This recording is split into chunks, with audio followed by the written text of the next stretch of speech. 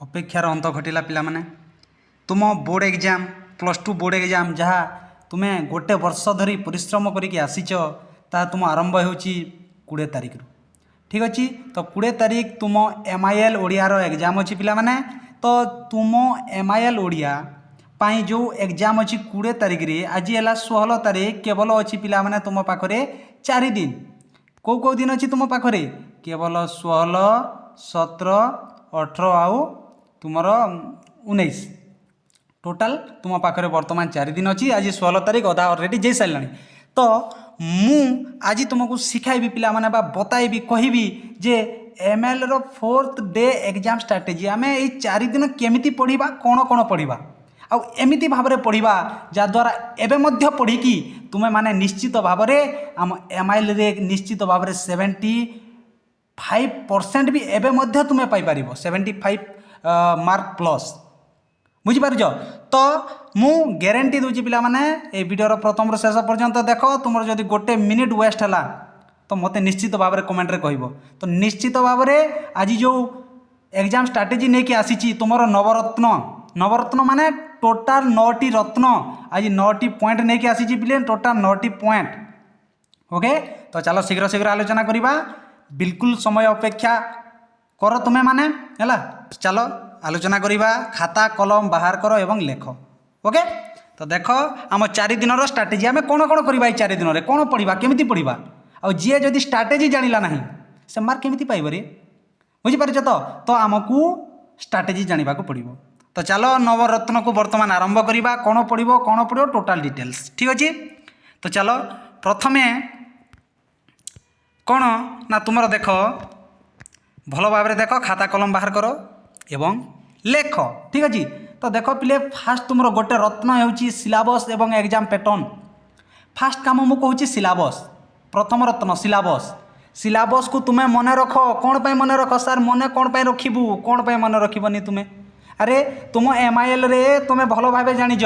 जे 2 मार्किया 3 mark एवं 5 mark प्रश्न रे सबुठारे लेखक परिचय लिखा पड़ो तुमको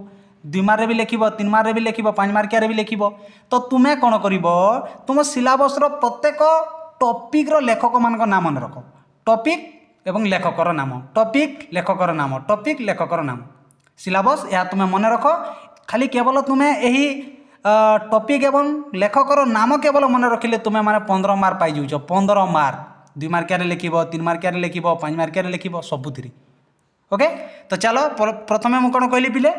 सिलेबस को तुमको मन रखा पड़ो। 2 नंबर काम कौन एबे भी समय अच्छी एग्जाम पैटर्न को टिके बुझ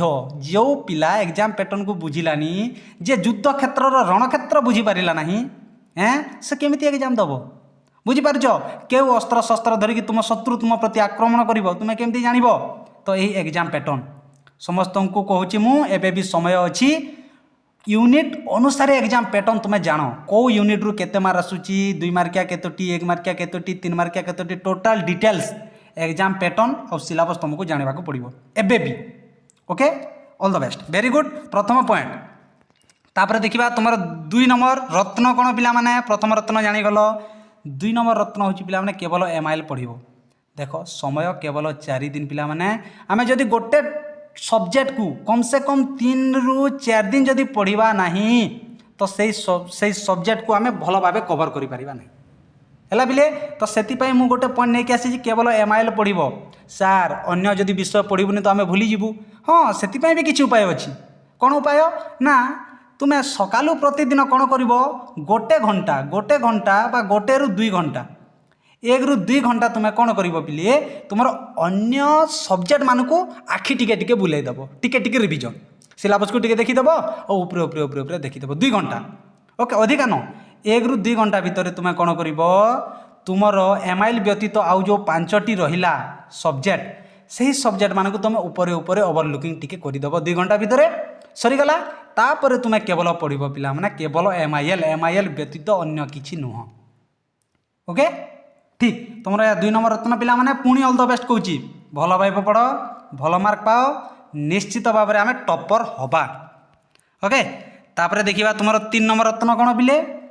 प्रतिदिन गोटे एग्जाम दियो यही पॉइंट को यही रत्न को तुम जदि ग्रहण न कल माने गल तुम्हें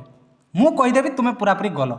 आमको एबे जेतु आउ 4 दिन रहा तो 4 दिन तुमको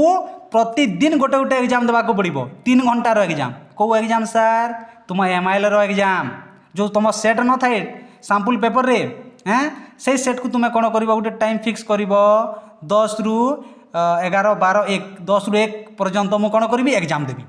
समय बसिल क्वेश्चन पेपर धरल एग्जाम देल प्रतिदिन तुमको कौन करने को पड़ो एग्जाम देवाक पड़ो सार एग्जाम देले कौन हम एबे एग्जाम देले तुमको जो बोर्ड एग्जाम रे एग्जाम हम ना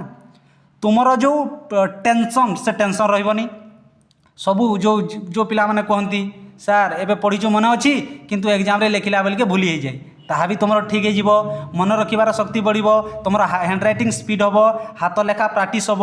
तुम्हें जापर कौ क्वेश्चन को केते मार्क दौच कौटा भूल हो कौ सब्जेक्ट टोटाल डिटेल्स तुम्हें सब जापर मु कौन पर स्पीड कहूँ एबे कारण तुम पाखे समय कम अच्छी ठीक अच्छे तो देख पिले कौन कर प्रतिदिन एग्जाम किसी भी हो एग्जाम गोटे देवाक पड़ो तुमको एमआईएल आज दब कालिक दब 16 तारीख दब 17 तारीख दब 18 तारीख दब 19 तारीख दब 20 तारीख भी सीधा बोर्ड एग्जाम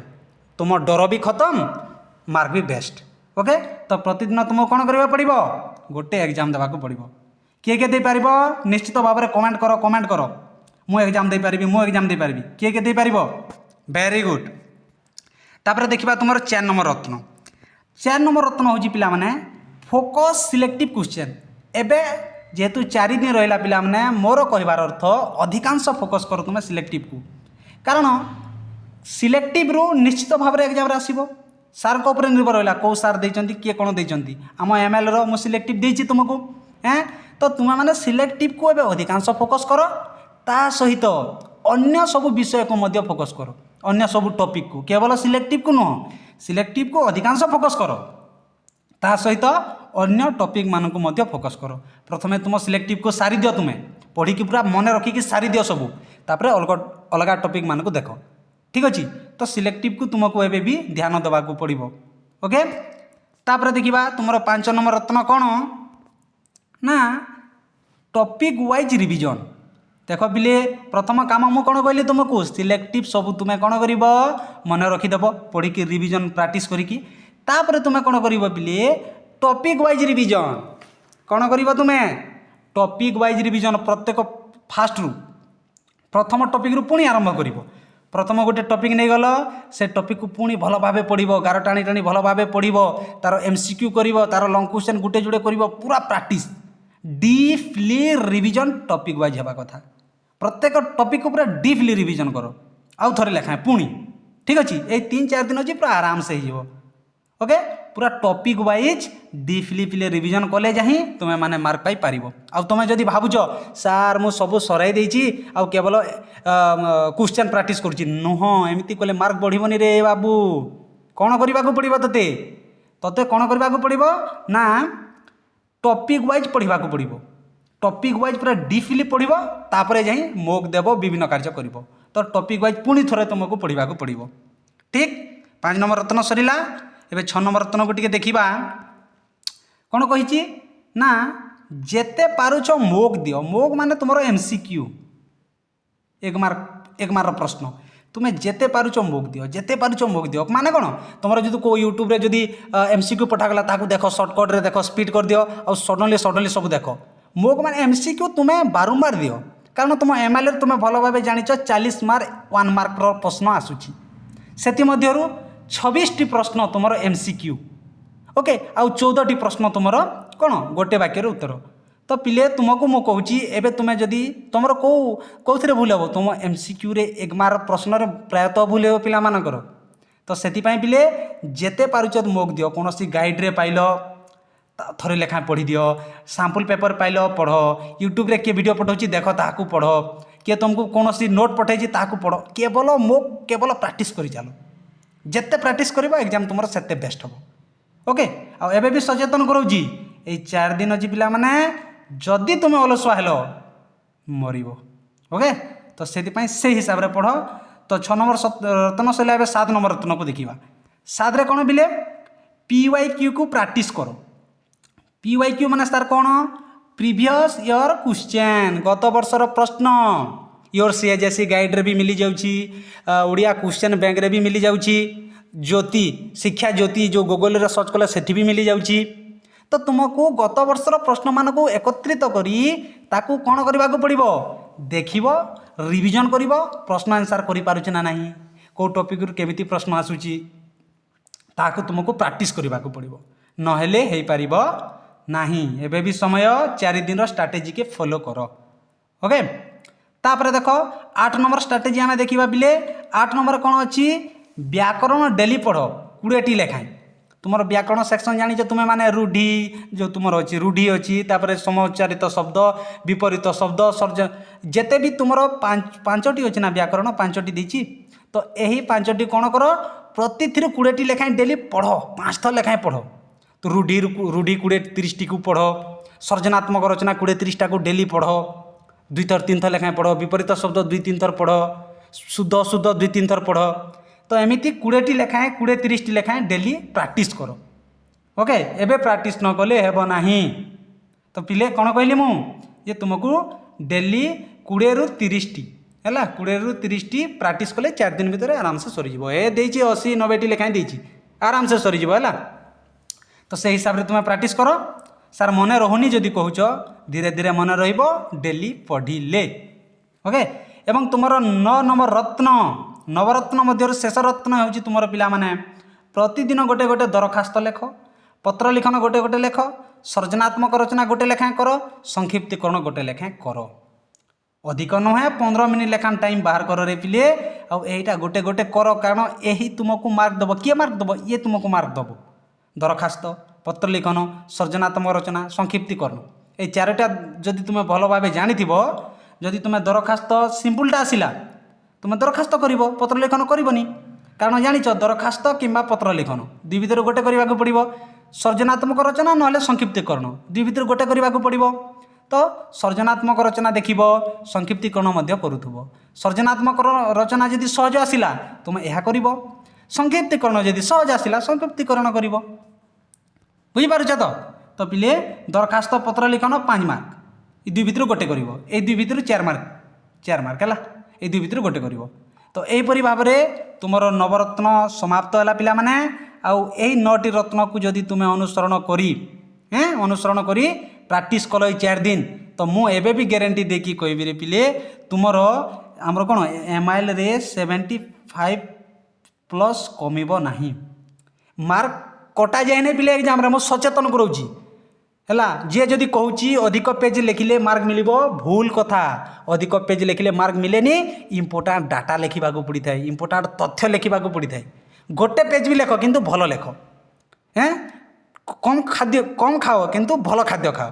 बुझीपार तो जिते बेले गोटे एग्जामिनर खाता चेक करे से इंपोर्टाट पॉइंट को देखे से कौन कौन लिखी से बेफालतू जिनिस को देखे ना किए केते पेज लिखी किए केते पेज सेमिति किछि मैटर करू नाही। ओके तो तुम्हें कौन कर ध्यानर सहित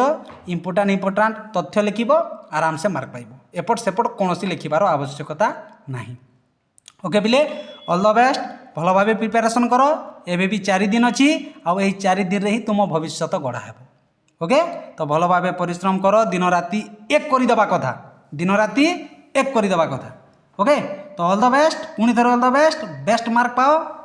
ओके तो पुणी नेक्स्ट वीडियो को लेकिन तुमको आसूची पिले सुंदर सुंदर एमसीक्यू हो सुंदर इंपोर्टाट डाटा हो ऑल द बेस्ट बस प्रिपेरेसन करो गुड वेरी गुड।